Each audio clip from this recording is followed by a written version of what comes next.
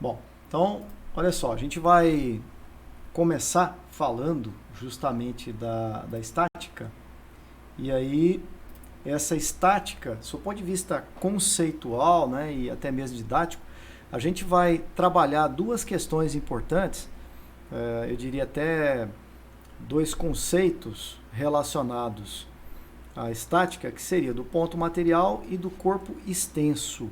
Na verdade, estática do ponto material, quando a gente fala em ponto material, esse termo para nós, né, essa ideia de ponto material, é a ideia em que a gente pode desprezar as dimensões do corpo. No caso da estática, é como se todas as forças tivessem exatamente o mesmo ponto de aplicação. Então, quando a gente fala em estática do ponto material, quando eu tenho um corpo que pode ser considerado ponto material, quando eu tenho um corpo em que as dimensões são desprezíveis e várias forças atuando sobre ele, vou imaginar que eu tivesse uma situação como essa aqui, ó. Então, imagine que eu tivesse um bloco aqui, sei lá, um corpo qualquer, né? E sobre esse corpo eu tivesse a ação de várias forças. Então, tem lá, por exemplo, uma força que está atuando aqui nesse sentido, que eu vou chamar de força F1, né? Malu, eu Oi. acho que você não acabou de novo. E uma outra força que a gente vai chamar de F2. Agora sim, né, Júlio? Agora foi. Então tá. Uma outra força que a gente vai chamar de F2. Eu vou imaginar uma força F2 aqui inclinada, oblíqua, mas logicamente poderia ser alinhada com a força F1, enfim. Opa, vamos representar essa força F2 inclinada assim, ó. Porque a gente pode falar, inclusive, em projeção, né, das forças no par de eixos cartesianos. Então, eu tenho aqui uma força que eu vou chamar de força F2, da maneira como vocês estão observando. E uma outra força eu vou chamar de F1. Essa terceira aqui, vou imaginar, por exemplo, uma outra aqui inclinada. Ops. Aqui, né? Assim. Uma outra força que eu vou chamar também de força, nesse caso, F3. Então, eu teria a força F1, a força F2 e a força F3. É claro que o corpo em si, a gente observa que tem algumas dimensões, tem dimensões que são relevantes, que não são, né, desprezíveis. No entanto, o que a gente vai perceber é que as três forças concorrem num ponto só. Então, é como se elas estivessem aplicadas, obviamente, no mesmo ponto. E aí, nesse caso, eu posso dar o tratamento como se as forças estivessem sendo aplicadas num ponto que a gente chama de ponto material. Então, nesse caso, qual que é a condição para que essas forças mantenham esse ponto material em equilíbrio? Ou qual é a condição para que o ponto material esteja em equilíbrio? Então, se o ponto material estiver em equilíbrio estático, e aí entende-se equilíbrio estático exatamente como sendo a situação de repouso. Bacana? Ah, que outro equilíbrio pode existir? Equilíbrio dinâmico. Aí é a situação que a gente já estudou de movimento retilíneo e uniforme. Então, nesse caso, se a gente está falando em equilíbrio estático, eu tenho lá um corpo considerado ponto material em equilíbrio estático, então, obrigatoriamente, a gente vai poder dizer que a resultante das forças tem que ser igual a zero. Ah, mas o que significa isso? Se vocês forem lembrar, a gente já tinha falado isso aqui lá na primeira lei de Newton.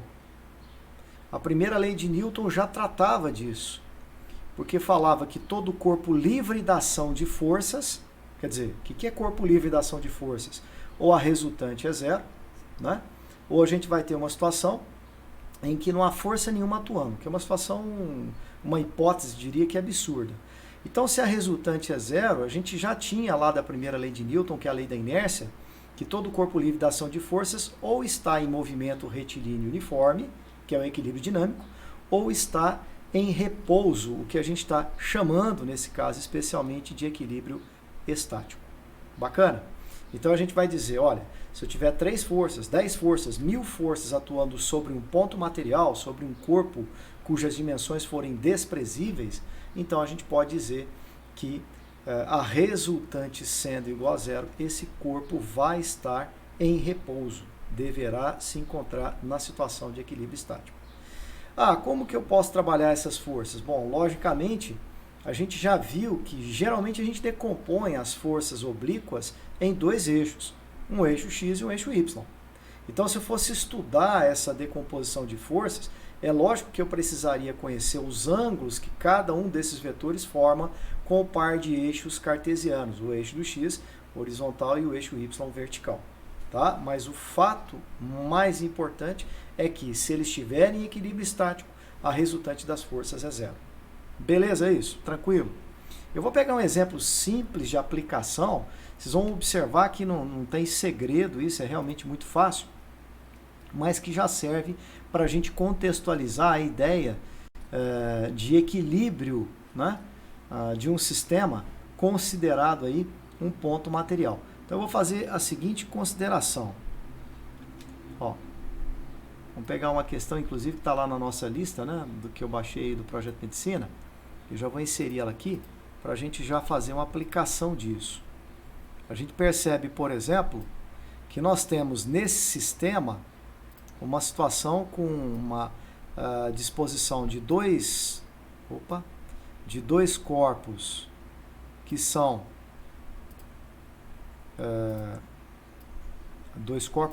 um corpo que está sendo sustentado por dois fios, né? E obviamente então, esses dois fios, cada um deles está submetido a uma tração, então eu teria uma tração T1 e uma outra tração que eu estou chamando de T2. Esse terceiro fio, logicamente, ele vai transmitir a força-peso a esse ponto de interseção entre eles. Na verdade, nós podemos falar o seguinte aqui, podemos identificar dessa maneira. Eu vou ter aqui, logicamente, uma força, que é a força-peso. Está aqui, Isso aqui vai ser a força-peso. Além da força-peso, logicamente que vai ser transmitida até esse ponto, Então, eu teria uma situação que seria essa, né? A força-peso acaba sendo transmitida àquele ponto de interseção, né, na verdade, entre os fios. Então, está aqui a força-peso, tá? Aqui eu tenho tração 1 e tração 2. Então, se a gente for decompor essas forças, dá para dizer que a resultante delas, se o sistema estiver em equilíbrio, vamos dizer que isso aqui seja o eixo X, né? Se a resultante, ou se o sistema está em equilíbrio, a resultante tem que ser igual a zero, certo?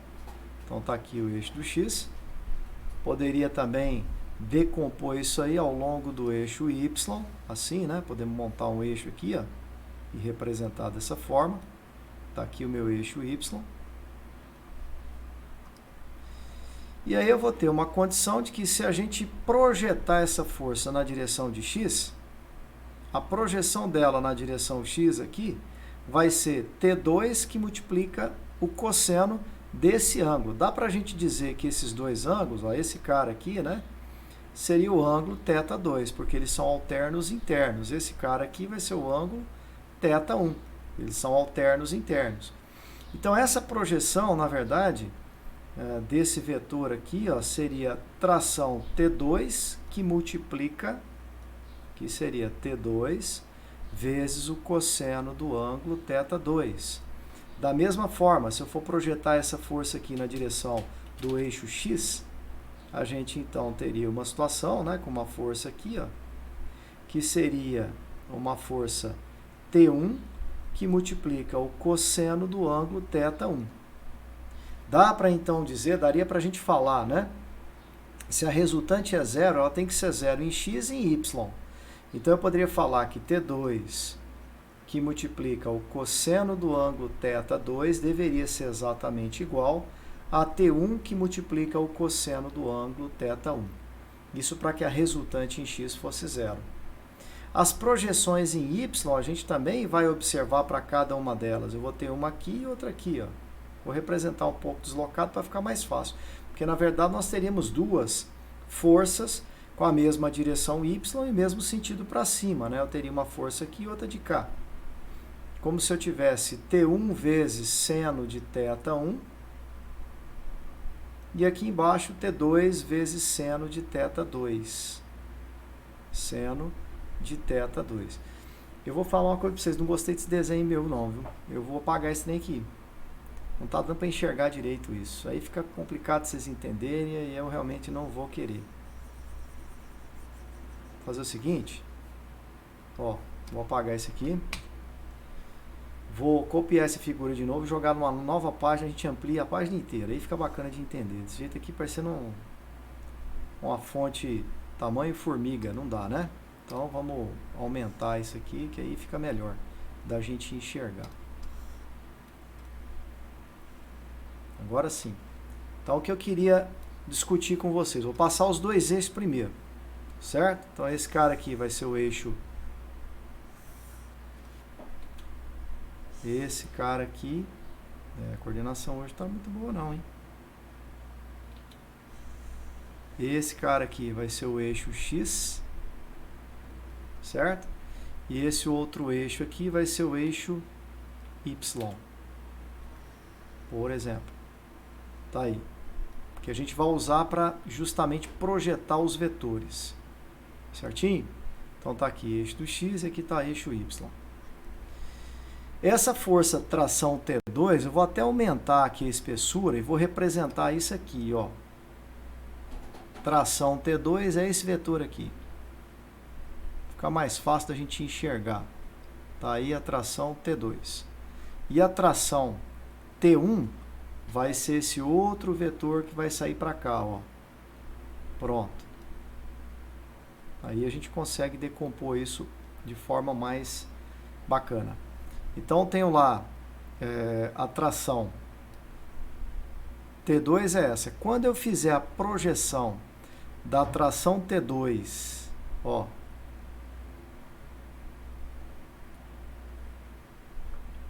na verdade eu tenho que fazer uma projeção que é retangular, né? Então ela ficaria assim, né? Ó, tem que ser a 90 graus. Beleza? Então aí logicamente, né, eu teria uma projeção que seria a 90 graus. Então como eu estou representando aqui para vocês. Certo? Então a componente, né, dessa tração na direção do eixo do X seria esse vetor aqui, ó. Ops.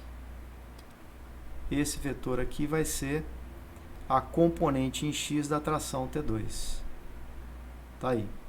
E isso a gente vai chamar de T2, que multiplica o cosseno de θ2. Cosseno de θ2. Ficou melhor assim, gente? Dá para enxergar melhor, né? Ficou. Aí eu vou ter esse ângulo aqui 90 graus, lógico, né? Esse ângulo aqui também 90 graus. Triângulo, triângulo, retângulo. Tá? Quando eu fizer essa mesma projeção agora lá no meu eixo Y, olha só. Vou ter aqui a projeção no eixo Y. Bacana? Estou projetando forças. Então essa projeção em Y vai resultar em T2, que multiplica o seno do ângulo θ2. Tá? Por quê? Porque a projeção em Y é a determinação do cateto oposto ao ângulo. Todo mundo deve ter percebido que se esse ângulo aqui é θ2, esse aqui também é θ2, uma vez que ele é alterno interno do outro. Duas paralelas cortadas por uma transversal. Então esses dois ângulos são alternos internos. Por essa razão, a gente vai observar que eles são idênticos. Então eu vou ter uma componente aqui, ó, que vai ser exatamente a componente T2 vezes seno de θ. Então essa componente eu vou escrever aqui, ó, vai ser T2 que multiplica seno de θ2. Legal? A mesma coisa eu tenho que fazer para a força de tração T1. Muda nada, né? Quando eu fizer a tração, a projeção da força T1 em X e em Y, eu vou ter T1 cosseno θ1 e T1 seno θ1. Então, da mesma maneira lá, eu vou ter lá, ó, vamos fazer essas projeções então. Então, eu teria aqui uma projeção, vou voltar aqui uma projeção. E aqui outra, né? Vamos fazer na 90 graus, né? A ideia seria essa. Então, teria uma situação como essa que a gente está observando aqui.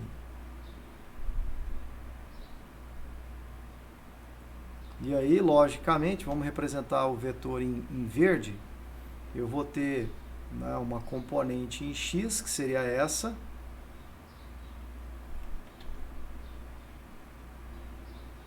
Tá aqui a componente em x. E aqui vai estar a componente em y. Vou representar um pouco deslocado para ficar mais fácil da gente visualizar aí. Certo? Então, o que nós vamos ter? Essa componente aqui em x é T1 vezes cosseno de θ1, onde o ângulo θ1 é exatamente esse ângulo aqui, ó. Esse é o ângulo θ1. Certo? E essa outra componente aqui vai ser exatamente T1 vezes seno de θ1. Então, tá aqui, ó, T1 que multiplica seno de θ1. Então, essa é a decomposição de forças que a gente vai obter. Né? Agora, o que eu queria que vocês percebessem, né? Lógico que a gente vai ter a força peso sendo transmitida a esse ponto aqui, ó. Do mesmo jeito que a gente representou as demais, né? Então, aqui eu vou ter a força peso sendo transmitida para esse ponto. Então, poderia considerar essa força atuando ali. Então, isso aqui vai ser a força peso. Bom, beleza. Quando a gente trabalha com vetores e decompõe um vetor em duas componentes, eu não mais vou precisar considerar esse vetor e também não preciso mais considerar esse vetor. Eu vou trabalhar com as componentes de cada um deles. Então, se eu afirmar para vocês que a resultante desse sistema, ou simplesmente R, força resultante, ou só R, né, vai ser igual a zero, isso caracteriza para nós que esse ponto material, qual ponto material? Esse aqui é onde há a ação de todas as forças. Então, nessa condição, a gente vai dizer que o sistema está em equilíbrio estático. Beleza? Ah, legal. Para que isso, então, ocorresse, o que dava para a gente dizer?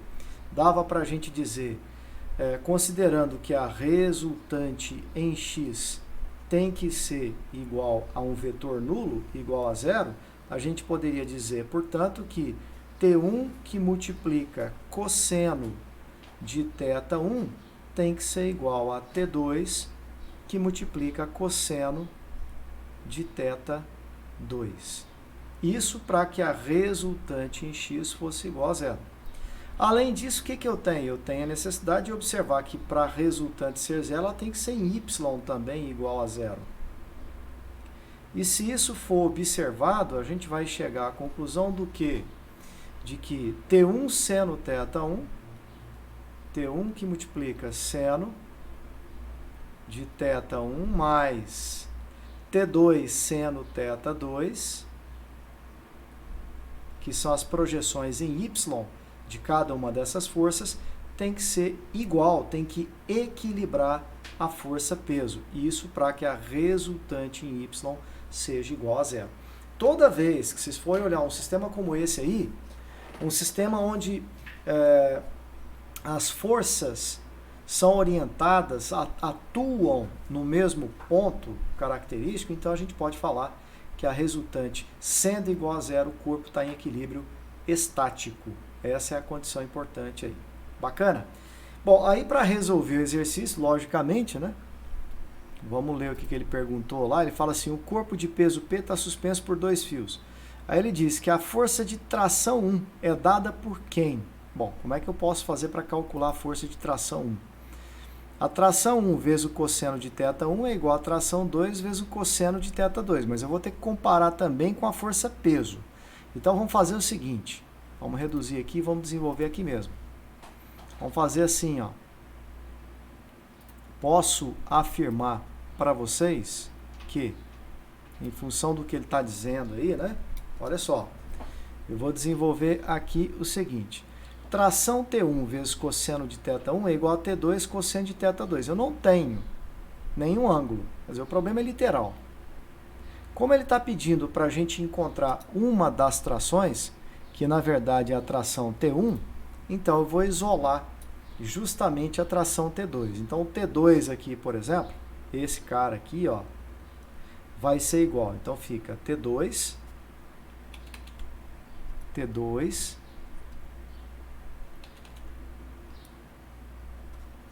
T2 vai ser igual a quem? T1 cosseno θ1, T1 que multiplica cosseno θ1, isso dividido pelo cosseno de θ2. Está aqui, ó, dividido por cosseno de θ2. Bom, obtive uma equação, na verdade, que pode ser substituída na outra. No lugar de T2 aqui, eu posso substituir isso que eu acabei de montar. Então, se eu for fazer essa substituição, olha onde é que nós vamos chegar com isso. Vai ficar assim, T1 vezes seno de θ1 mais T2, que é T1 cosseno θ1 sobre cosseno θ2, que multiplica seno de θ2, né? Seno de θ2, isso é igual ao valor do peso P. Agora, se a gente for observar ali seno de θ dividido por cosseno de θ, então se eu for desenvolver essa divisão aqui, ó, a que conclusão que a gente vai chegar? Isso aqui vai ser igual a tangente de θ2. Ah, beleza. Então, fazendo essas considerações, a gente chegaria ao seguinte, ó, T1 que multiplica seno de θ1 mais T1 vezes cosseno θ1 vezes tangente θ2 é igual ao valor de P. O que a gente quer, na verdade, fazer é considerar uma simplificação aí. Vamos ver se a gente consegue, né, chegar a uma simplificação. O que a gente precisa é obter o T1. O T1 teria que ser isolado. Vamos ver se tem alguma expressão parecida ali. Ele monta em função de cosseno e de seno, tá vendo? Tem nada de tangente aí, né? T1 igual a P cosseno θ2. T1 igual a P cosseno de θ2. Seno sobre cosseno. Então, na verdade, ele tirou o mínimo aqui. Ele deixou desse jeito aqui e tirou o mínimo. Foi isso que ele fez. Ele não calculou essa tangente de θ2, porque ele pode utilizar a adição de arcos. Eu vou voltar aqui, ó. Vou dar Ctrl Z aqui no meu arquivo. Só que aí não vai apagar mais, né? Então, tudo bem. A gente apaga manualmente mesmo. Aqui, ó. Eu vou retomar fazendo, ao invés disso aqui, igual a tangente, vou deixar seno mesmo dividido pelo cosseno. Aí vocês vão observar que eu vou tirar mínimo múltiplo comum, a gente vai chegar num consenso ali. Tá certo? Senão a gente acaba não chegando em nenhuma alternativa correta lá, né? Então vamos ver. Voltando aí ao nosso desenvolvimento, tirando o mínimo múltiplo comum. O mínimo vai ser cosseno θ2. Então é como se eu passasse aqui, ó, traço de fração, né? Cosseno θ2. Cosseno θ dividido por 1 dá cosseno θ. Então fica T1 que multiplica seno θ1 cosseno θ2 mais T1 que multiplica seno θ2 cosseno θ1. E isso aí vai ser igual ao valor de P, dessa maneira como a gente está observando. Lembra daquele trocadilho lá da trigonometria? Seno A, cosseno B, mais seno B, cosseno A? É exatamente isso aí que a gente está observando. Então ficaria, se eu colocar, por exemplo, o T1 em evidência, eu posso escrever T1 que multiplica. Então ficou aqui, ó, como se eu tivesse seno A, cosseno B, né? Mais seno B, cosseno A. Exatamente como está ali. E aí eu chegaria à conclusão de que isso vai ser T1, colocando em evidência, que multiplica seno de A mais B. Isso seria, portanto, seno de θ1 mais θ2. Isso é seno A cosseno B mais seno B cosseno de A. Logicamente, isso aqui está dividido por cosseno de θ2. Ó, cosseno de θ2, e isso aqui vai ser exatamente igual ao valor de P. Sendo assim, a gente pode dizer, né, que a tração T1 vai ser igual a P, que multiplica cosseno do ângulo θ2, tudo isso dividido por quem? Dividido por seno da adição dos dois arcos, seno de θ1 mais θ2. Agora sim a gente tem condições de chegar aí a um resultado esperado para a questão. Bacana isso? Então tá, que resultado seria esse, na verdade, né? Isso aí seria a letra A, P cosseno θ2 sobre seno θ1 mais θ2. P cosseno θ2 sobre seno θ1 mais θ2. Então, de fato, a alternativa correta aí seria a letra A. Tranquilo isso? Beleza, então. Vamos seguir adiante. Até aí, tranquilo, gente?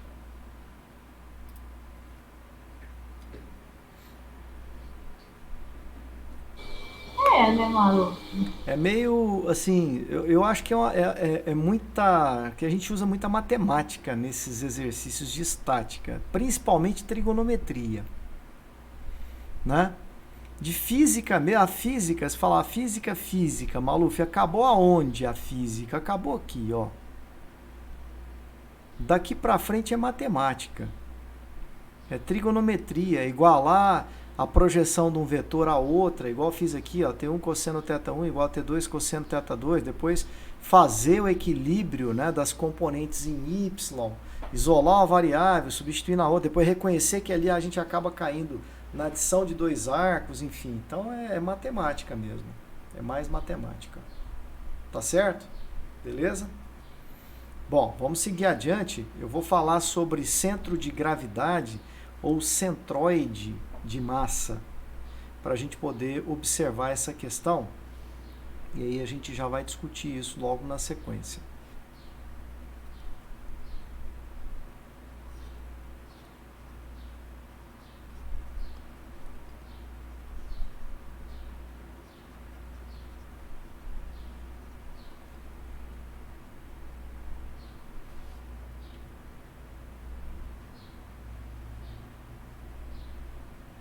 Isso aqui, às vezes, em alguns momentos, a gente chama, inclusive, de centroide.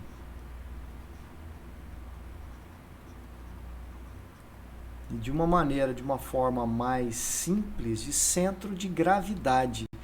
O termo centro de gravidade se refere ao ponto de aplicação da força peso. Bacana? E aí, nesse caso, logicamente, vai coincidir, né, na grande maior parte das vezes, com o centro de massa do corpo. Tá? Nem sempre com o centro geométrico. Tem que tomar cuidado, né? Então, centroide de massa, centro de gravidade, é tudo uma coisa só. Agora, centro geométrico aí já muda totalmente a história. Eu posso ter o centro geométrico de um triângulo assim, ó. Ah, o centro geométrico do triângulo, Maluf, é o baricentro, que era a interseção das medianas, que você falava pra gente. Aí você ia determinar o centroide, o baricentro, ou centro geométrico aqui, ó, que era a interseção das medianas. Aí quando você vai achar, por exemplo, o centroide de massa, o centro de gravidade, vai depender de quanto cada um desses elementos é pesado. Se, por exemplo, falar para vocês assim, olha, esse cara aqui é muito mais pesado do que os outros dois. Então, o centro de gravidade não vai coincidir com o centro geométrico. o centro geométrico, trocando em miúdos, depende apenas das dimensões. O centro de massa ou de gravidade, além de depender das dimensões, depende também da concentração de massas. Essa que é a questão que a gente tem que levar em conta. Tá ok? Bom, então, vamos voltar a uma situação prática mais comum para nós. Vamos supor que eu tivesse uma questão assim, ó. Eu tenho uma caixa com esse formato aqui.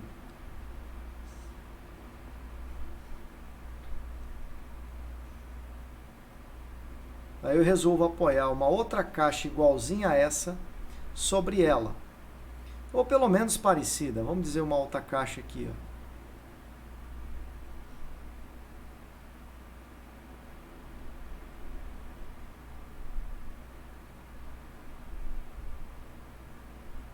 O Maluf agora forçou a barra, né?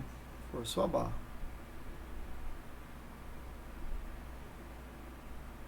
Certo? Tá aí. Tá aqui o centro dessa. Tá aqui o centro dessa outra. O que vai acontecer? Esse negócio vai parar do jeito que tá aí? Intuitivamente, o que vocês me diriam? Uma situação como essa que vocês estão observando, intuitivamente, isso para do jeito que está aí? Aqui é a superfície do solo. Não para. Por que não para? Aonde que está aplicada a força peso do bloquinho em vermelho? A força peso do bloco em vermelho está aplicado no centro de gravidade. Se o bloco for homogêneo, então o centro de gravidade coincide com o próprio baricentro ou o próprio centroide, o centro geométrico. Então aí nesse caso até podia falar, não, beleza, Maluf, aqui está a força-peso. O que vai acontecer com esse bloco? Esse bloco vai ter a tendência de girar em torno de quem? Em torno desse ponto aqui, ó. Por quê? Porque a força-peso, logicamente, o peso do bloco está aplicado no centro de gravidade. E a projeção desse peso está fora do ponto de apoio. Essa que é a ideia. Então isso vai girar no sentido horário. Isso não vai ficar em equilíbrio. Ah, Maluf, quando é que eu poderia ter uma situação de equilíbrio? Bom, eu poderia ter uma situação de equilíbrio, imaginando isso de uma outra forma.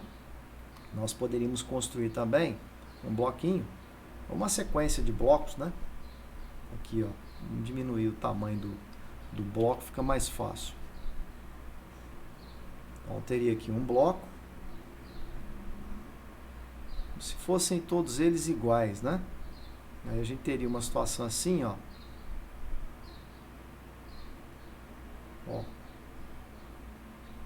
Deixei só uma partezinha para fora ali.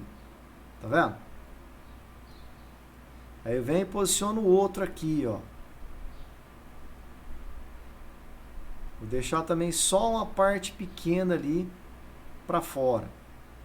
Desse jeito. Aí eu quero saber o seguinte, até quando eu posso ir empilhando esses blocos de tal maneira que isso não caia?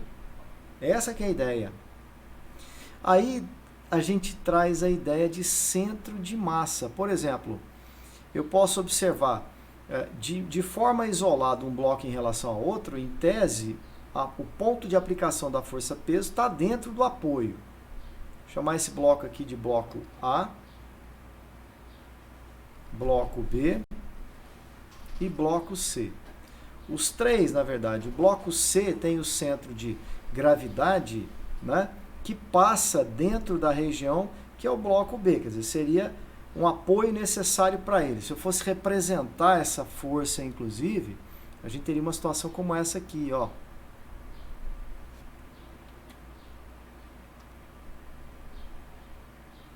Desse jeito, como eu estou representando aqui para vocês. Se eu fosse aplicar a força-peso de B, né, sobre o bloco, ó, eu teria uma situação como essa. Então, se eu fosse considerar os dois separadamente, eu teria uma condição como essa que vocês estão percebendo. Agora, como que eu vou fazer para analisar a situação de equilíbrio? Porque se eu for colocando sempre um bloco de tal maneira que o peso estivesse apoiado sobre o anterior, né, vai chegar um momento em que isso aqui cai. Então, o que eu tenho que fazer para analisar, por exemplo, o equilíbrio em relação ao bloco A? A gente tem que analisar como se B e C fossem um bloco só. Uma situação como essa aqui, ó. Como se isso aqui fosse um único bloco. Desse jeito que eu estou tentando representar aqui para vocês. E aí eu teria um centro só, que seria o centro de gravidade desse bloco resultante. Desse jeito como eu estou indicando aqui para vocês. Eu teria um centro de gravidade que, para que o sistema permanecesse em equilíbrio, vamos imaginar, vou chutar aqui, vamos supor que o centro de gravidade tivesse mais ou menos aqui assim, ó. Não do bloco de baixo, do sistema de dois blocos. Então a gente poderia perceber, por exemplo, que nesse caso a força-peso, não de um ou de outro, mas a soma das duas estaria aplicada nesse ponto. E mais, a projeção do peso, ainda assim, sobrecairia sobre uma região que, na verdade, aqui, ó, é o apoio que o bloco A fornece a ele, tá vendo? Então, nesse caso, ainda a gente tem a situação de equilíbrio. Então, essa ideia de centro de massa, ela é extremamente importante. Certo? Bacana? Centro de massa é o ponto de aplicação da força-peso. Ok? Nem sempre coincide com o centroide, melhor, o centro o centro geométrico ou baricentro, né? Como a gente trabalhava lá. Então aqui eu posso também chamar, para não fazer confusão, centroide de massa. Tá certo? E quando eu falar em baricentro, aí a gente está falando em centro geométrico, depende só das dimensões e não da concentração de massa. Então, o baricentro aqui seria o centro geométrico. Se o corpo for um corpo perfeitamente homogêneo, o centro geométrico ou baricentro coincide com o centro de massa ou com o centro de gravidade. Até aí, gente. Pergunta? Dúvida?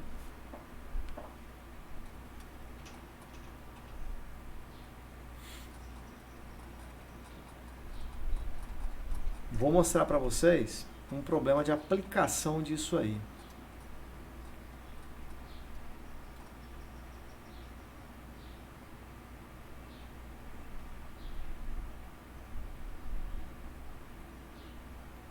A gente não vai resolver essencialmente, né?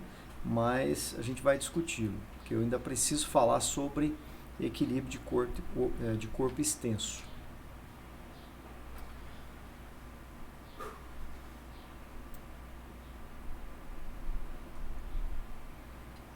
A questão é essa aqui, ó.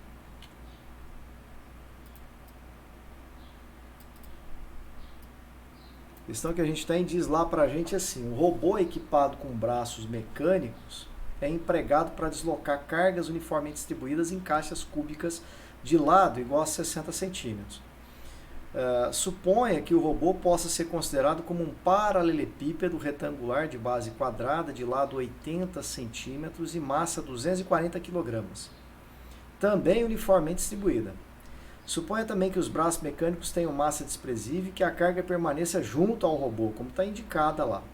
Calcule o maior valor possível da massa da carga que o robô pode sustentar sem tombar.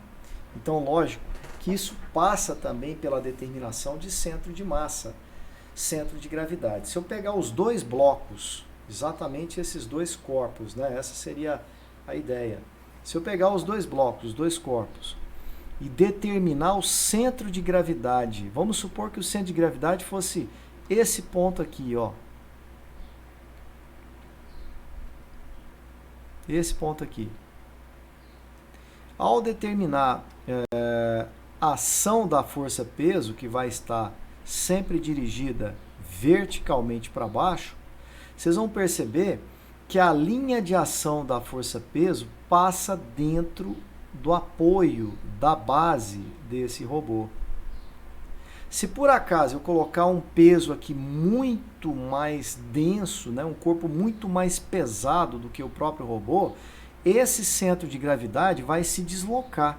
Então pode ser que ele acabe aparecendo agora aqui, ó, uma situação bem próxima. Ó. Então agora o centro de gravidade está nessa região.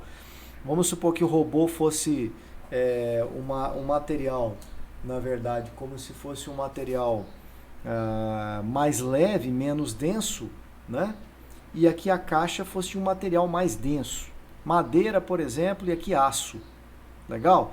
Aí o que vai acontecer? O centro de gravidade vai ficar tanto mais próximo do aço possível. Eu teria a força-peso, portanto, dos dois aplicadas exatamente aqui. E aí a gente teria, se a força-peso é vertical e para baixo, a gente vai perceber que ela vai ser projetada fora dessa região aqui, que é a região onde a gente tem o apoio, né, extremo lá da base do robô. Moral da história, se isso acontecer, o que a gente vai perceber? Então, esse robô vai girar no sentido horário e vai cair.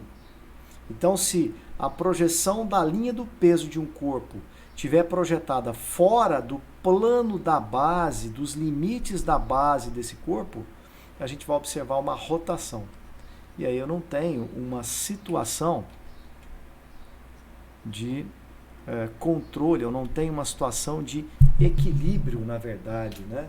De equilíbrio estático. A gente passa a ter uma situação de movimento, efetivamente. Tá ok isso aí, gente? Bacana? Tranquilo ou não?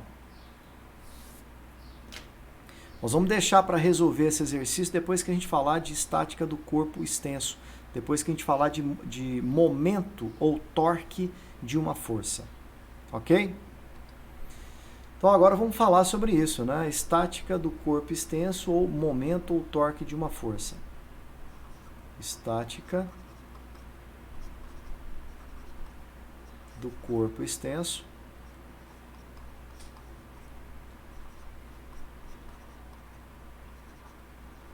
e aí a gente obviamente fala de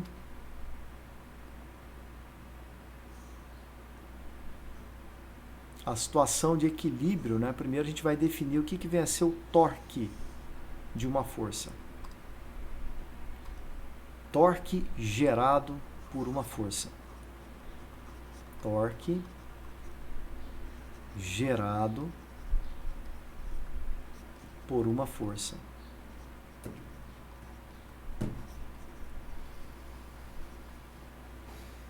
Quando nós falamos em torque gerado por uma força, eu vou pegar uma figurinha e colocar aí para vocês.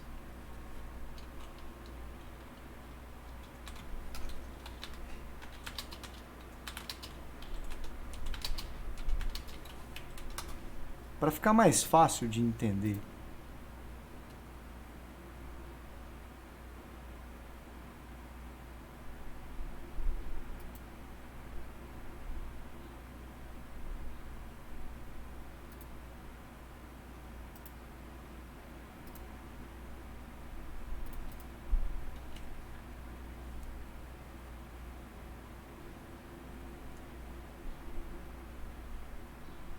Então tem uma situação, por exemplo, como essa aqui. Essa imagem representa para a gente bem o que a gente quer falar, na verdade, né?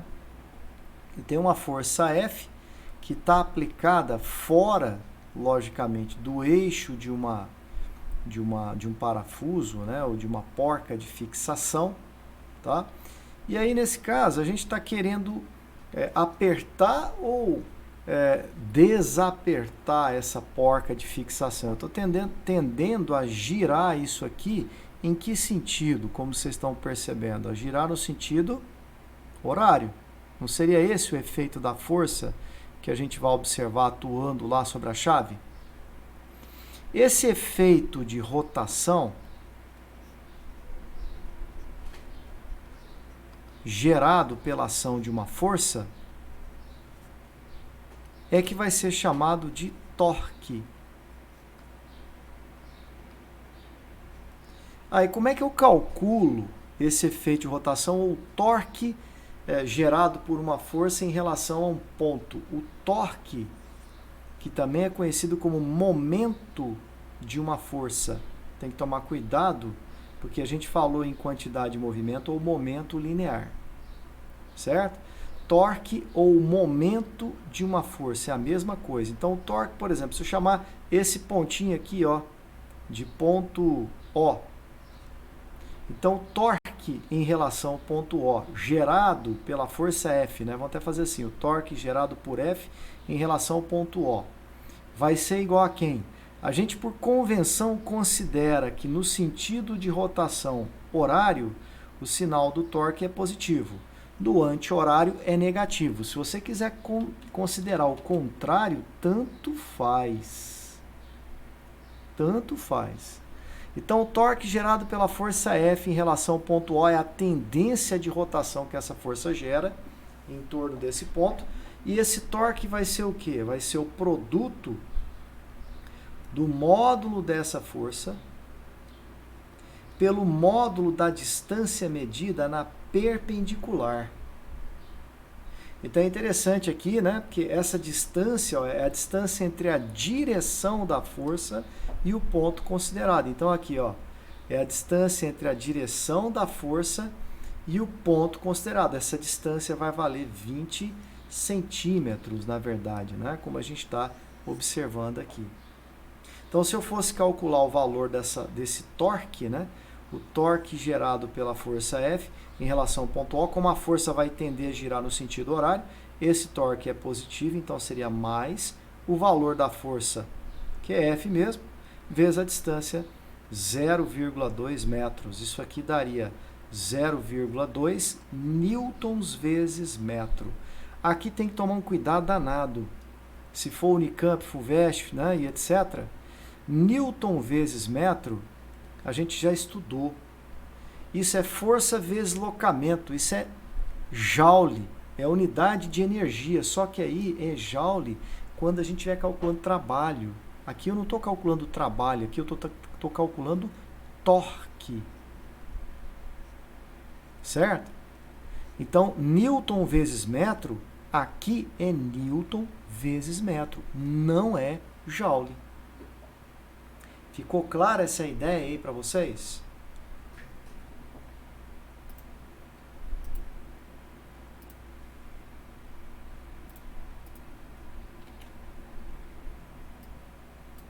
Por exemplo, aqui, ó, imagina nessa outra figura aqui que vocês estão observando. Eu vou ter a força F aqui, por exemplo, Julinha, a força F, ela gera torque horário ou torque anti-horário? Positivo ou negativo? O que é que você me diz? Quando eu falo assim, eu estou querendo observar qual é a tendência de rotação que a força F gera em torno desse ponto aqui que eu estou considerando, ó. Desse ponto aqui, em torno desse eixo. Legal? Então, essa força F vai tender a girar, né? Essa chave aí, nesse sentido, que é o sentido o quê? Anti-horário. Anti-horário. Então, no sentido anti-horário, o torque vai ser negativo. Então, a força F gera um torque que vai ser negativo. Depende do autor, porque a gente pode considerar isso do jeito que a gente quiser. Como é que você faria para calcular, por exemplo, vamos supor que a força F tenha um módulo de 100 newtons. Qual seria o torque gerado pela força F em relação ao ponto O? Bom, então vai ficar, ele é anti-horário, menos, valor da força, 100, vezes 0,15, vai dar menos 15 newtons vezes metro. Ficou claro isso? Beleza? Tranquilo ou não? Ok. Então tá. Agora, o que a gente observa? Quando a gente tem um corpo extenso e várias forças aplicadas sobre esse mesmo corpo, quando esse corpo extenso está em equilíbrio, a gente diz que a resultante desses torques, se eu somar todos os torques, a resultante deles vai ser igual a zero. Essa é a consideração que a gente tem que fazer. Vou dar um exemplo aqui, quer ver? Vamos ver se a gente pega uma... Tem até na própria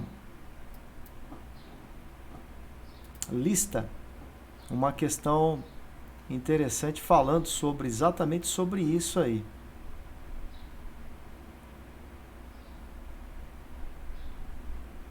Vou ver se eu acho a questão aqui.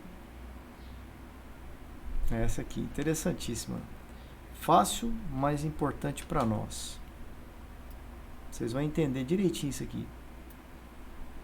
Vamos lá, vou fazer uma aplicação aqui com vocês já de torque.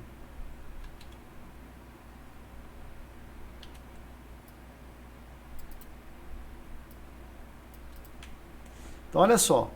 Ele fala assim para nós. Faltou um pedaço da questão aí, né?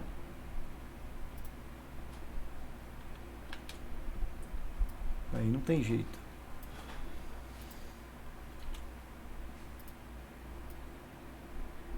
Então ele está dizendo para nós que uma barra, como está aí, né, de peso desprezível, uma barra de peso desprezível, é como se fosse, vamos supor lá, uma barra de alumínio. A barra de alumínio o alumínio é leve, então ele está considerando o peso desprezível. Está em equilíbrio na posição horizontal. E aí o que a gente tem? A gente tem aí dois blocos, um de 90 quilos, melhor, um de 90 quilogramas e o outro de 15, ou melhor, 1,5 quilogramas. Esses dois blocos se encontram nas extremidades opostas dessa barra e a barra está sendo apoiada ali num ponto, né, onde, na verdade, eu teria como se fosse uma espécie de gangorra, vamos dizer assim, né? Ok?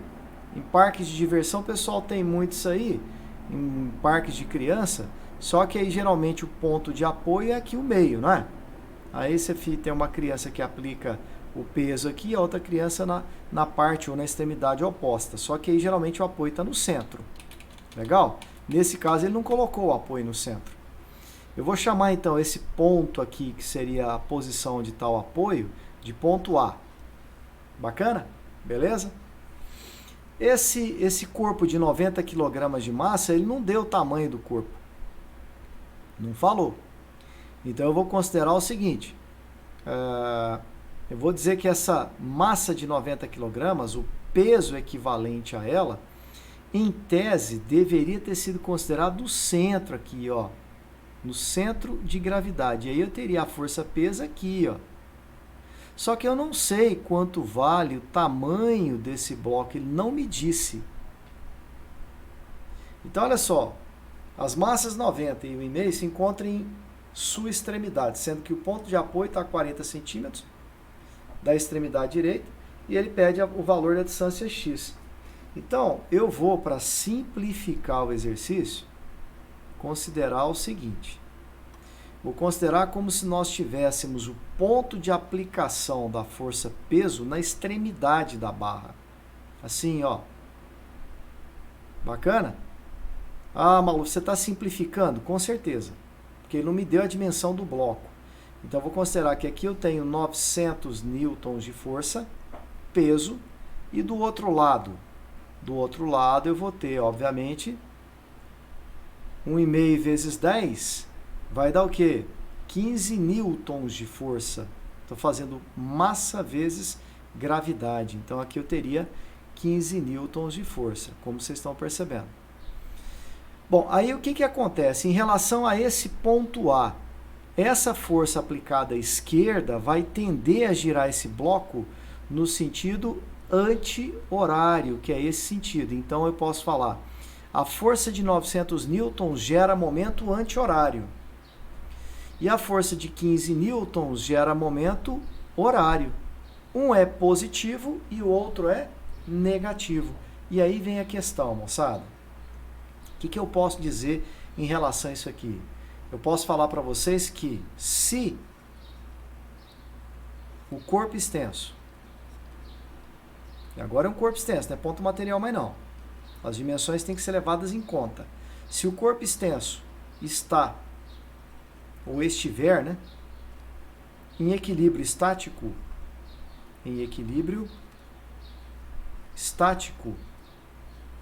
Então a gente vai chegar à conclusão, isso implica, né, em que, no fato de que a soma ou somatório dos torques em relação a um determinado ponto, que eu vou chamar no caso lá é ponto A. Eu não vou nem usar esse T, não, eu vou usar o T que a gente costuma utilizar mesmo, somatório dos torques, para evitar confusão com o trabalho. O somatório dos torques em relação ao ponto A, considerado o sentido horário como sendo, por exemplo, positivo, tem que ser igual a zero. Isso se o sistema estiver em equilíbrio. Então aqui, ó, se o sistema estiver em equilíbrio, que conclusão que a gente vai observar? Então, a soma dos torques tem que ser igual a zero. Além, claro, do somatório das forças. Também ser igual a zero. Então, trocando em miúdos, resumindo e reforçando. Se eu tiver um ponto material, se o sistema for considerado um ponto material, então existe uma condição para a gente ter o equilíbrio estático. Basta que a somatória das forças seja igual a zero. Agora, se eu tiver um corpo extenso, além do somatório de força ser nulo, a gente também tem que ter a somatória dos torques. Isso é o que vocês têm que gravar como informação importante. Ó. Se for ponto material, qual é a condição para equilíbrio? Somatório de forças igual a um vetor nulo. Bacana? Agora, se for um corpo extenso, o que a gente vai observar? Além da gente observar que o somatório de forças tem que ser zero, além disso, eu vou ter que o somatório de momentos, ou de torques, como eu chamei ali, que é mais comum, né? Somatório de torques também tem que ser igual a zero. São essas duas condições. Então essa é a grande diferença. Para o equilíbrio de um corpo extenso, além do somatório de forças ser nulo, a soma dos torques também tem que ser igual a zero em relação a algum ponto do plano. Beleza? Como que eu posso aplicar isso aqui e resolver esse exercício? É simples. Quantas forças geram torque em relação ao ponto A? Aquelas forças que estão à distância significativa em relação ao ponto A. A força de 900 newtons e a outra força de 15 newtons. Então eu vou somar esses torques e igualar a zero. Como que eu vou somar esses torques? Primeiro, então o torque gerado pela força de 900 é horário ou anti-horário? Ele é anti-horário, então ele é negativo. Então vai ficar menos 900 menos 900, que é o valor da força, vezes a distância. Qual que é a distância em relação ao ponto A? É x. A soma com o torque gerado pela força de 15, que é positivo, e é 15 vezes o valor da distância. Qual que é a distância? 0,4 ou 40 centímetros. Tanto faz, vocês podem trabalhar com os dois sistemas. Eu vou trabalhar aí, nesse caso, com o sistema internacional. Aí ficaria lá 900 vezes x, mais 15 vezes... 15 não, desculpa, gente, é 1,5, né? É 1,5 não, 15 newtons. 1,5 é a massa. Eu estou trabalhando com força, torque gerado por uma força. Então é 15 vezes 0,40. Isso tem que ser igual a quanto?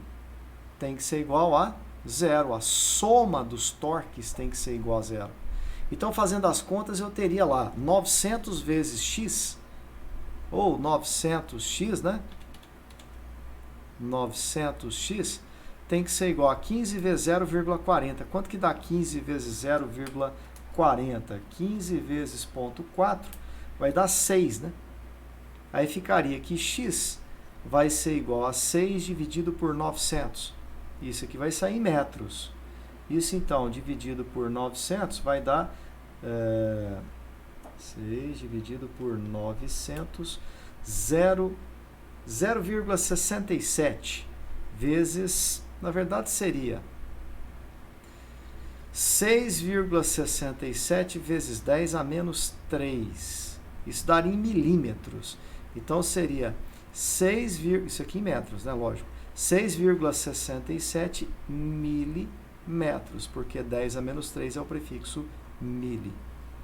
Então, esse bloco de 90 quilogramas, em tese, teria que estar a 6,67 milímetros do ponto A, para que houvesse o equilíbrio da barra na posição horizontal.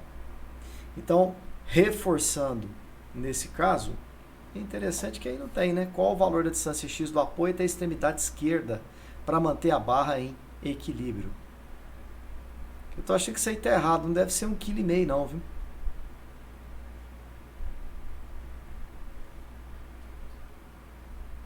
Que a gente teria lá menos 900 vezes x, tá certo? Mais 15 vezes 0,40, trabalhando em metros. É isso mesmo. Vamos fazer diferente aqui. 15 vezes 40, 600. Vai dar a mesma coisa, né? Vai corrigir só a vírgula ali, na verdade. Dividido por 900, é 0,67. 0,67 é 2/3. Mas na verdade tá certo isso aqui, hein? 2/3 de centímetro é isso aqui, ó. É que eu não olhei a última alternativa lá.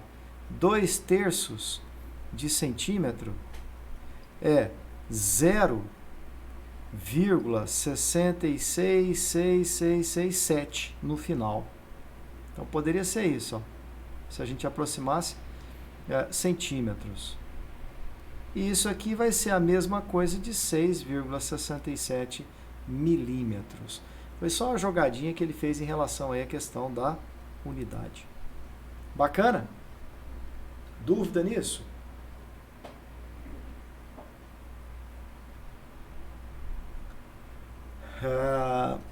Tranquilo isso aí, gente? Júlia, Léo?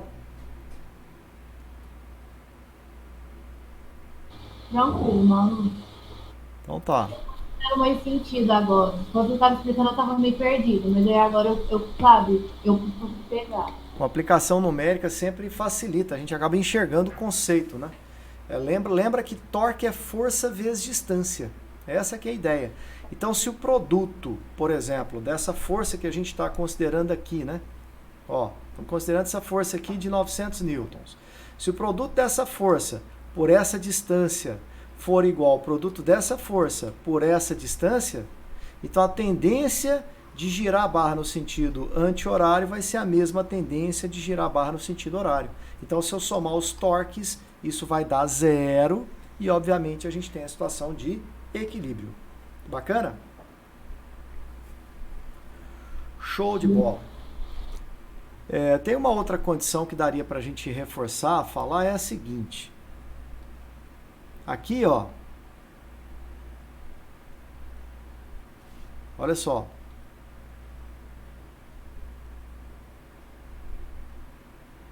Aqui eu tenho a força, que é, na verdade, a reação normal do apoio. Ah, Maluf, quanto vai valer a reação normal do apoio? É simples. A resultante não tem que continuar sendo igual a 0? Então, a normal deveria ser uma força de intensidade que seria igual a 900 newtons mais 15 newtons. Então, a normal deveria ser igual a 915 newtons. O que empurra a barra para cima tem que ser exatamente igual ao que empurra a barra para baixo. Bacana? Então, o somatório de forças continua tendo que ser igual a 0 para a gente ter a situação de equilíbrio estático. Eu só acrescentei uma condição a mais, que é a condição de que a soma dos torques também seja igual a 0. Beleza? Tranquilo? Muito bem, vou passar um exercício para vocês tentarem fazer aí agora, quebrar um pouquinho a cabeça.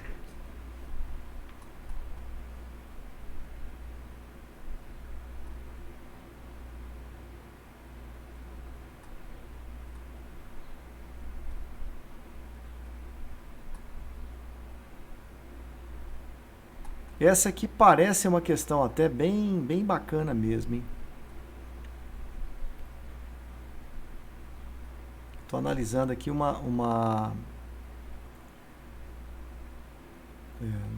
bem legal isso aqui. Eu vou propor para vocês.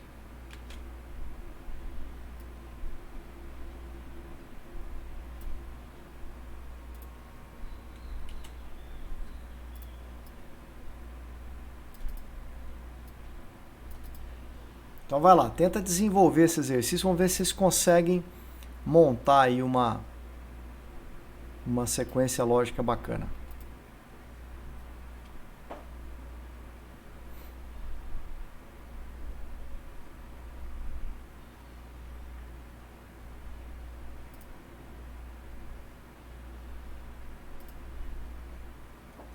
E aí? E aí, entendeu?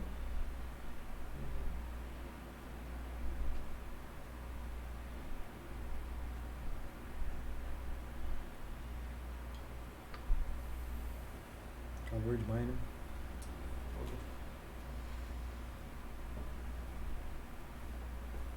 Redação? Tem que fazer? Só corrige aqui. Tipo, Explicando que tá errado.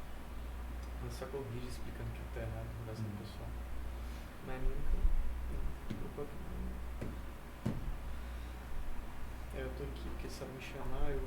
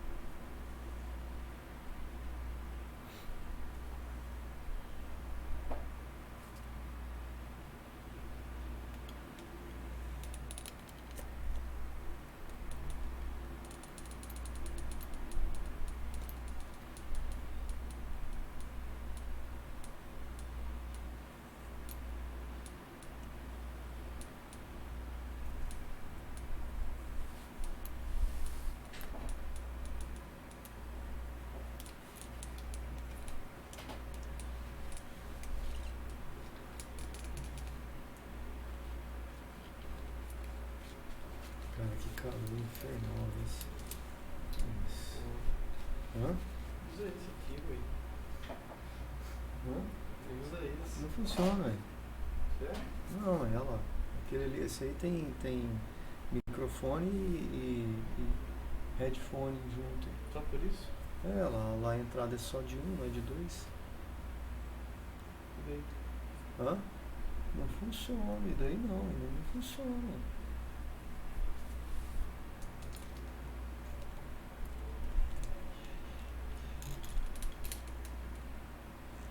Aqui tem 3 partes.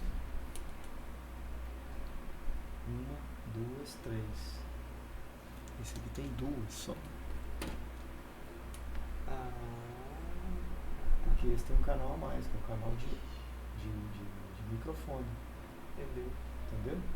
Então não funciona.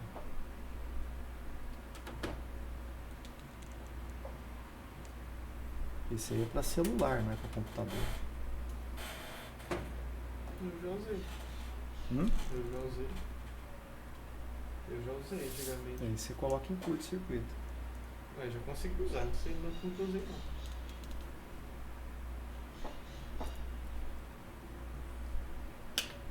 Nesse computador, inclusive. E aí, gente? Conseguiram aí ou não?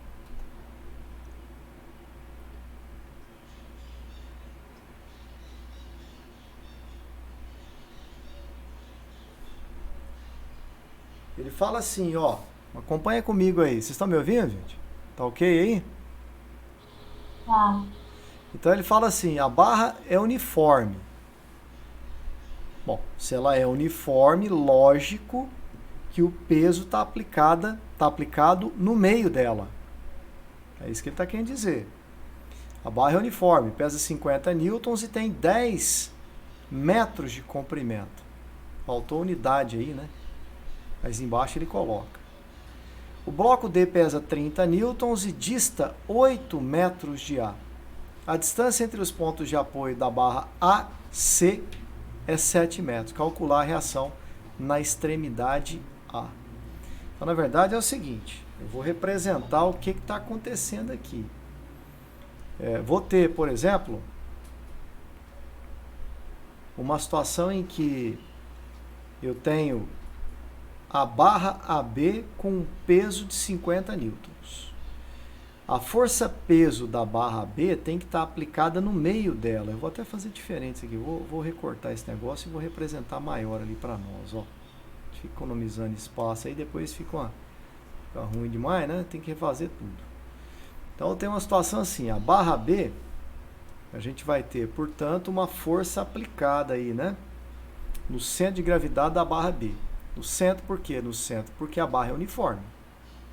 Ah, mas então tá aqui assim? Não, não tá, ué. A distância de C até B vai ser 3 metros, porque a distância de A até C é 7, e a barra tem 10 de comprimento. Então, na verdade, eu posso até falar assim, ó. Daqui, vamos até colocar aqui, ó, daqui até lá, ó, nós temos duas distâncias, né? Essa aqui, ó, até o ponto C, depois de C até a extremidade B. É isso que nós temos. Então, vamos representar isso aqui. De A até C, ele falou que vale 7 metros. Como a barra inteira mede 10, então, obviamente, de C até B eu vou ter mais 3 metros. Legal? E o bloco D dista 8 metros de A. Então, significa aqui, vamos até escrever aqui o seguinte, ó. A distância do ponto C, do apoio C, até a extremidade B, é essa distância aqui, vale 3 metros, eu já sei. Mas até o ponto de aplicação do peso de D, então essa distância aqui, ó, vai valer 1 metro, porque ele disse que o ponto D, né, o bloco D, está a 8 metros da extremidade A. Então, isso aqui vale 1 metro e esse complemento vai valer 2 metros. Ah, Maluf, onde que está o ponto de aplicação do peso da barra B? O ponto de aplicação do peso da barra B está aqui. Na verdade, o desenho não está em escala, né? O que eu poderia afirmar para vocês é que a força-peso estando aplicada nesse ponto, lógico, ela está no centro. Então, a distância dessa força-peso até a extremidade A tem que ser igual à distância da força-peso até a extremidade B. O peso da barra é 50 newtons. Então, essa distância aqui, ó, deveria ser igual a 5 metros. Bacana isso? Beleza? Bom, então tá. Show de bola, porque o comprimento da barra inteira vai ter 10 metros. Agora, como que eu vou fazer para encontrar a reação desse apoio? Quer dizer, o quanto de força vem para esse apoio em A. Então, como é que eu vou desenvolver isso? Eu vou representar aqui uma barra do mesmo comprimento, bonitinho aqui. Vou fazer uma representação. Ó, até lá a extremidade B. Nesse ponto aqui eu tenho ponto de aplicação do peso, que é 50 newtons, como eu estou representando aqui para vocês.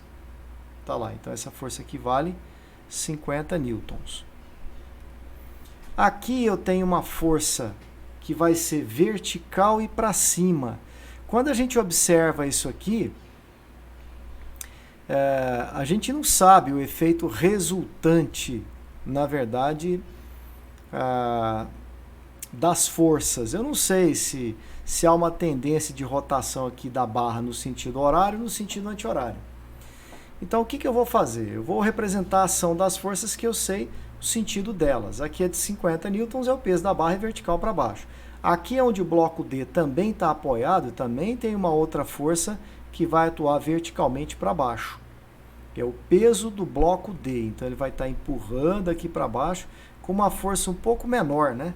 que vai ser uma força de 30 newtons. Então tá aqui, ó. O bloco, então, vai, obviamente, empurrar essa barra para baixo com uma intensidade de 30 newtons. Dessa maneira. Bacana? O que mais a gente tem? Bom, aí a gente tem duas forças. Esse apoio em C, eu vou representar a força vertical para cima. Então, logicamente, o peso da barra, a outra força que eu tenho ali de 30 newtons, vão empurrar os apoios A e C para baixo. Então, os apoios vão reagir com duas reações normais. Uma reação normal NA e a outra reação normal NC. Em A também existe uma reação normal. Eu não sei se é para cima ou para baixo. Não sei. Eu vou representar essa reação para cima. Se não for para cima, a gente vai encontrar o sinal dela negativo. Então, eu vou representá-la para cima. Está aqui, ó. Reação NA. Intuitivamente, a gente imagina que fosse para baixo, né? Por quê? Porque a gente observa duas forças, uma de 50 e outra de 30. Essa aqui, de 30 newtons, está além do apoio em C. Então, ela tende a girar o sistema no sentido horário. Mas como eu não sei, né? Eu vou deixar desse jeito que eu indiquei aqui, ó. E agora, o que a gente vai fazer? A gente vai fazer a soma dos torques gerados por cada uma das forças. Eu vou ter que somar esses torques em relação a algum dos dois apoios. Eu vou somar em relação ao apoio C. Por que eu vou somar em relação ao apoio C? Porque ele está me pedindo para encontrar a força de reação em A. Então, olha o que vai acontecer. Somo os torques em relação a C. Vou considerar o sentido de rotação horário como sendo o positivo. E vou dizer que isso aqui vai ser zero, para que haja uma situação de equilíbrio estático. Essa barra está em repouso. Então, a primeira força que gera torque é a força normal NA. E em relação a esse ponto aqui, ó, que é o ponto C, essa força NA tende a girar a barra no sentido horário. Então, o torque positivo, NA, que é a força, vezes a distância. E a distância até C vai ser 5 mais quanto? Mais 2, né? Vai dar 7 metros. Está aqui embaixo, ó. Então, NA vezes 7. Que outra força eu tenho gerando torque? A força de 50. A força de 50 tende a gerar a barra em torno de C no sentido anti-horário. Então, seria menos 50 vezes a distância. E essa distância aqui vai ser de 2 metros, né? E aí eu teria menos 50 vezes 2. Que outra força eu tenho? Tem a reação NC. Mas a distância dessa força até o ponto C é zero. Então, se a força está aplicada ao ponto, eu não vou nem considerar a situação de torque. Porque seria força NC vezes zero, que é a distância, vai dar zero. A última força que gera torque é a força de 30 newtons e gera torque horário em torno de C. Tende a girar a barra no sentido horário em torno de C. Então, ficaria mais 30 vezes a distância, e essa distância aqui é igual a 1 metro, como a gente já viu. Tá? Fazendo as contas, isso logicamente tem que ser zero. E aí, se eu fizer, vai ficar 7 que multiplica a reação normal em A, vai ser igual a quanto? Bom, vai ser 100 menos 30 vezes 1, que vai dar 30. Bacana isso? Beleza? Então, 7 vezes o valor da reação normal NA vai ser igual a 70. Daí eu vou chegar à conclusão de que a normal NA vai ser igual a 10 newtons. E o valor foi positivo, indicando que realmente o sentido da força está correto. É para cima mesmo. Se eu quisesse achar a normal NC, como é que eu poderia fazer isso? Ué, é fácil. Eu não tenho duas forças, uma de 50 e uma de 30? A soma delas para baixo dá 80. Se NA é 10, é porque NC deveria ser igual a quanto? 70 newtons. Observe, então, que a normal NC, que é a o ponto de apoio da barra, onde a gente tem uma maior concentração de carregamentos, né? Duas forças de 50, uma de 50 e outra de 30, então a gente percebe nesse caso que a reação normal NA acaba sendo menor do que a normal NC. Bacana isso aí? Beleza ou não, gente? Bom, isso aí a gente precisa de uma certa prática para resolver, viu, moçada? Tem que realmente tentar desenvolver questões para vocês irem pegando o traquejo da coisa aí, senão fica difícil, tá? Eu vou pedir que vocês voltem nessa questão aqui do robozinho que eu tinha colocado para vocês, e aí vocês vão passar a pensar nisso aqui de um jeito diferente. Ah, Maluf, então agora é só aplicar a soma dos torques, porque o peso do robô vai estar aplicado no centro de gravidade dele. E aí vai estar a 40 centímetros da borda. Que borda? É essa borda aqui, ó. Então o peso do robô gera um momento em relação a essa borda, que é um momento anti-horário. O peso dessa caixa, que está aplicada aqui no centro, vai gerar um momento em relação a essa borda aí, que vai ser um momento horário, tende a girar a peça nesse sentido. Se eu somar o torque gerado por essas duas forças em relação a esse ponto A, que é a extremidade do meu apoio da base, então, se esse torque for igual a zero, show de bola. Não existe rotação, nem no sentido horário, nem no sentido anti-horário. Vai existir uma situação de equilíbrio. Agora, se o torque for diferente de zero, aí eu não tenho mais a situação de equilíbrio e, obviamente, a gente vai ter um giro, uma rotação em torno do ponto A. Tá ok? Beleza? Eu queria que vocês tentassem resolver essa questão. Eu vou voltar nisso ainda aí na próxima aula, para a gente poder resolver e discutir um pouquinho mais com vocês essa questão de corpo extenso, ponto material. Tem muito exercício ainda que eu queria discutir com vocês e insistir um pouco mais nisso, tá? O que vocês acharam disso aí, gente? Eu achei muito legal, Malu, assim. Mas tem que treinar, né? Precisa treinar, é tranquilo, não foge muito desses dois conceitos que a gente acabou de falar, não. Você vai perceber que isso aí é praticamente, são várias as situações, mas praticamente é soma de forças igual a zero e soma de torques igual a zero. O que vai garantir o equilíbrio, né, de um ponto material ou, obviamente, o equilíbrio de um corpo extenso. Beleza? Tranquilo? Bom, vou encerrar a nossa gravação então. E na próxima aula a gente vai dar sequência como eu estou falando para vocês.